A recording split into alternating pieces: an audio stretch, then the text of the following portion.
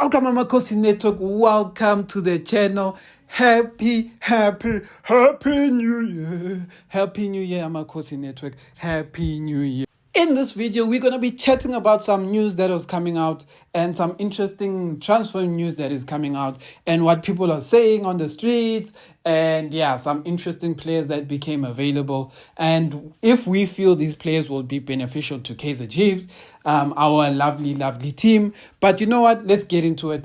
Amakhosi for life. Please like, comment, and subscribe. It's 2025. Yo. Shayabantu, man. Shayabantu. Nabi. Please get your players, but see shy about this year. Anyway, let's get into it. Player number 1, Percy Tau. Apparently, he has become a free agent. Al Ahly is paying him out of his contract, and now he's going to be a free agent because I think Al Ahly wants to fill up that foreign spot and get better players than Percy. They feel like his time is gone. I think Percy has now officially turned 30 years old in the prior, if I'm not mistaken. And now they're trying to move on from the Percy Tau job. So Percy Tau has a few things that he can do. He can go back to Belgium, play for smaller second division teams because I think they still rate him there, or a smaller team in Belgium. Or he can go to Saudi and all those teams, and I think he would do benefit for teams like that or with like Pito Misimani and those kind of teams. So the guy definitely has options. But in that, Kaizer Chiefs is also a destination. Percy Tau, I feel at this point in his career, has made a lot of money. I think since he left Sundowns, which is quite a number of years ago, since he left Sundowns, he's been earning close to 2 million a month. And when he went back to Al Ahly, he started earning about 1.8 million a month. So I think over the years, Percy Tau, if we don't consider tax, let's not consider tax. Over the past few years, I think Percy Tau has already made over 100 million if we don't include the tax. Because obviously if you include tax, then we're saying he's made about 50 million. Let's say that. But so now that he comes to Chiefs, maybe it will be a thing that he just wants to be in South Africa. He will have a good salary in Kaizer Chiefs. Maybe it will be about 200,000 or 300. And for him, who is already a millionaire, it may be good. But if I were him, now I'm advised. So for me as a Kaizer Chiefs fan, will he benefit Kaizer Chiefs? Yes. Why would he benefit Kaizer Chiefs? He would benefit Kaizer Chiefs plays because he plays on the right. On the right now we have Abu Duba. Abu Duba, the ones playing on the right. And to Percy Tau, if he's a free agent, it speaks to what we want all the time, free agents. So at least there we at least have one guarantee that the Kaizer Chiefs management can get him. Unlike our police, who the teams want over 10 million, and you've seen that now Pirates is going to get the player because Chiefs doesn't want to pay these monies. So that's the benefit. So a lot of fans will be like, no, we want our police. But I'm like, let's be realistic. If you know your team doesn't like paying money for players, would you rather another team then get Percy Tau, or would you rather Chiefs just get Percy Tau because your team is stingy? So that's the thing. Our team is stingy. We cannot dream about certain players. So that's why I'm saying that's why we would take Percy Tau, because I feel like our team is too stingy. I don't think that they're going to fight with Pirates for a police. If Pirates is serious, because if Pirates is serious, they make things happen. Dr. Ivan Kaizer doesn't play those games. If he wants a player, he makes sure he pushes that player and buys them. Even though people would say I'm wrong, because technically Ronwen Williams was wanted by Pirates before Sundowns came. But anyway, that's neither here nor there. But he would be good. But in my opinion, if you had to ask me to advise Percy Tau, I would say Percy Tau is young. He's very young. I would say he must go to the Saudi leagues, make some good money there for the next 3 years till he's 33, and then come back to South Africa and retire for the last 2 years, around 34 to 35.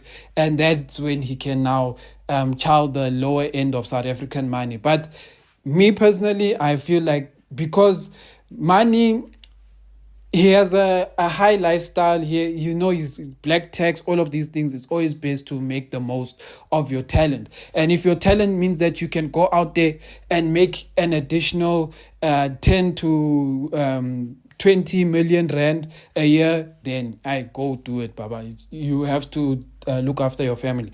But anyway, next player that Chiefs should definitely try get is Stanley Nwabali, the goalkeeper. Stanley Nwabali, the goalkeeper, is not my first choice. A lot of you know my first choice is Peter Luyenberg, the goalkeeper who played for Cape Town City. The guy's wife's family is from South Africa, so he always said he wouldn't mind coming to South Africa, and he's struggling to become the first choice keeper in the European leagues that he's playing. So I think he would be open to the idea of coming back to South Africa, even if it's for 1 or 2 years.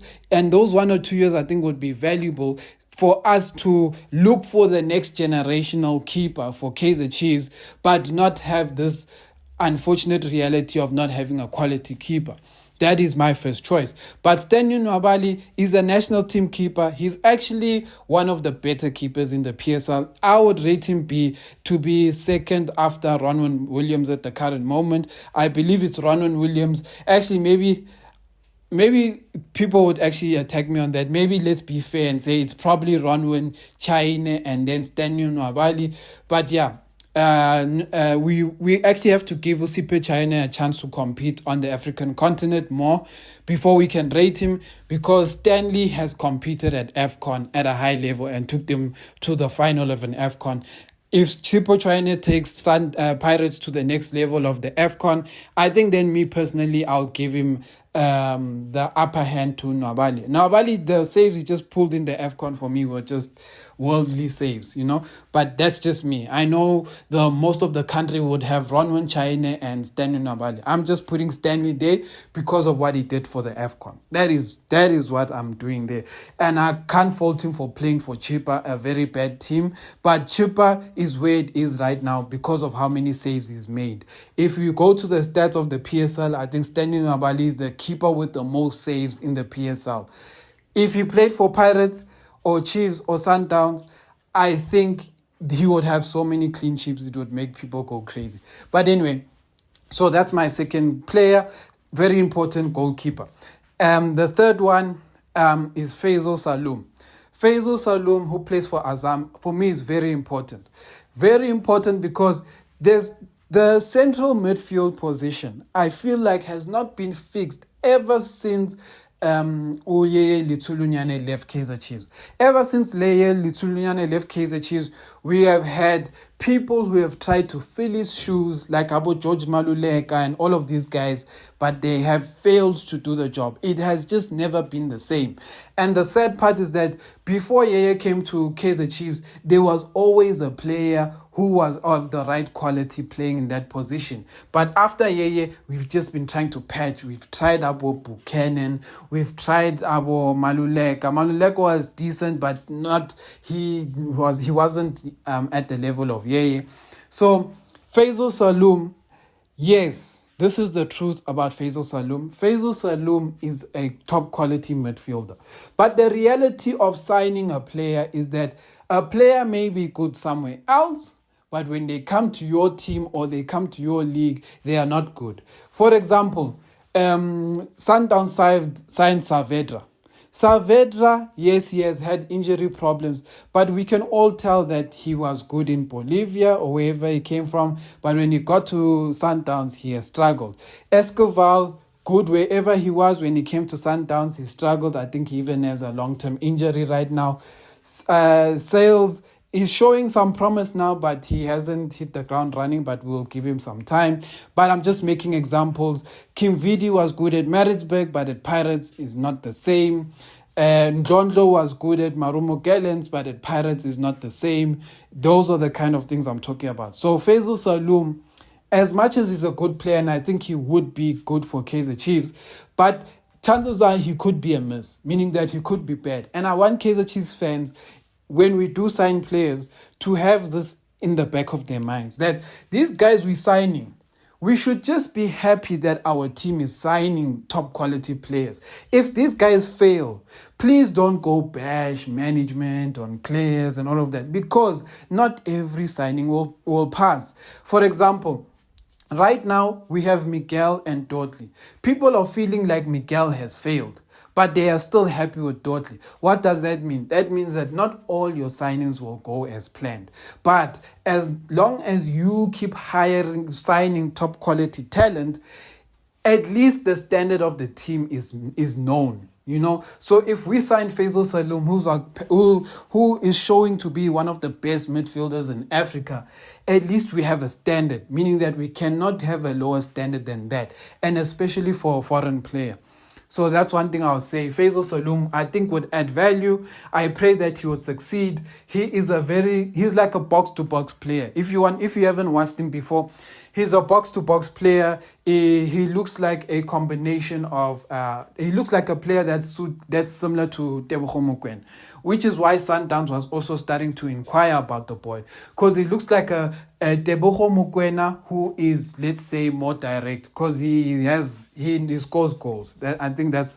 Not to say Tebogo doesn't score goals, but Faisal has a lot of goals in him. I think more than Tebogo Mokoena. That is my third signing.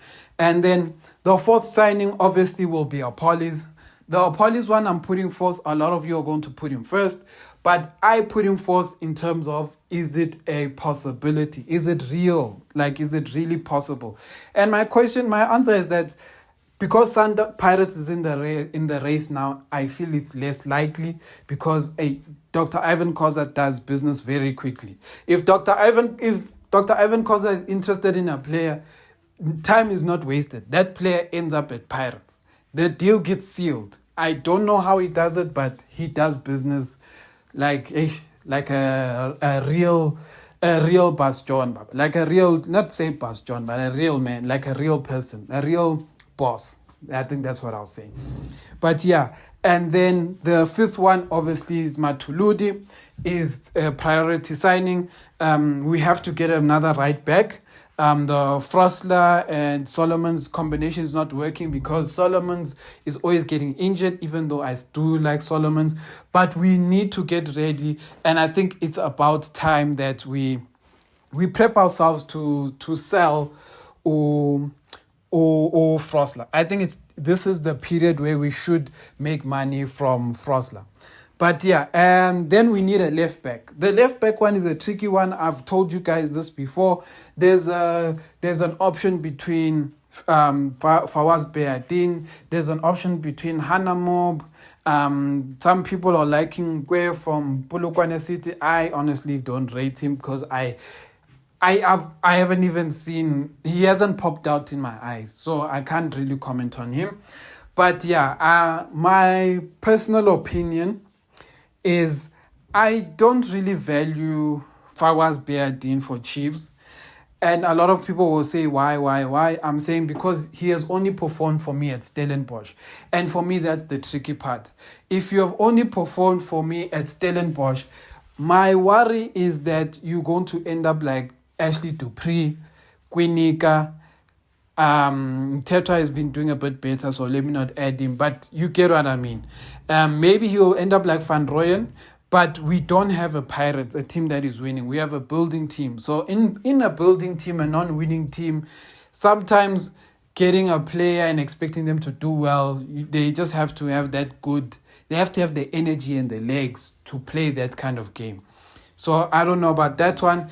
And Hanamob, he has proven himself for me at both Namibia. I think they were at the AFCON, if I remember correctly, and they played well. And AmaZulu, I think he would do well. I just don't think he is the best solution to the game Nabi wants to play, which is an attacking left back. I don't think he can play that role the way Nabi wants. So that's the only problem with Hanamob. Not to say he's bad. He's one of the better left backs going forward. But I don't think he will be as good as Fawaz Beadin.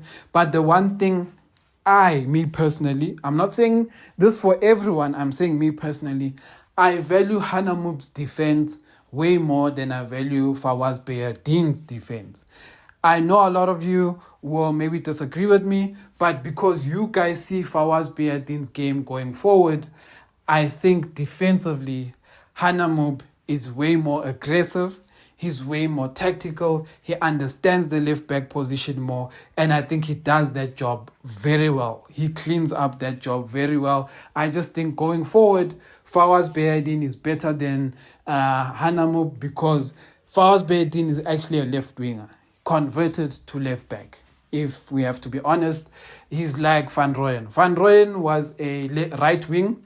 He was playing with Devin Titus was playing, but converted to a right back. And now he's one of the best right backs, arguably the second best right back in the country after Mudau.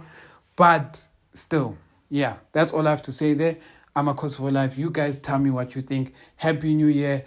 This year is the year of 10K. We have to push to 10K. I am going to try post as much as possible this year. Amakhosi for life.